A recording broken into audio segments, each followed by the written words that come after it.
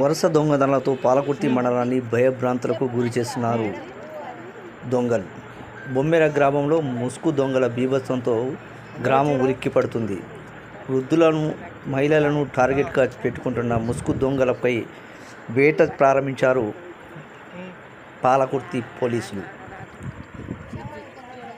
పాలకుర్తి మండలం బొమ్మెర గ్రామానికి చెందిన బుట్ట ఆగం అనే మహిళ ఇంట్లో ఒంటరిగా ఉండడం గుర్తించి ఇంట్లోకి వెళ్లి గుర్తు తెలియని వ్యక్తులు చొరబడి బంగారం, గొలుసు, గొట్టాలు, సెల్ ఫోన్ స్వాధీనం చేసుకున్నారు. అయితే ఇందులో భాగంగా చూసుకుంటే ద్విచక్ర వాహనంపై ముసుగులో వచ్చిన దొంగలు ఇంట్లో ఉన్న మహిళను టార్గెట్ చేసి ఆమెపై ఉన్న ఒంటిపై ఉన్న నగలను, ఇంట్లో ఉన్న వస్తువులను, అదేవిధంగా సెల్ ఫోన్ను ఎత్తుకెళ్లి పోలీసులకు సవాల్ ఇచ్చారు.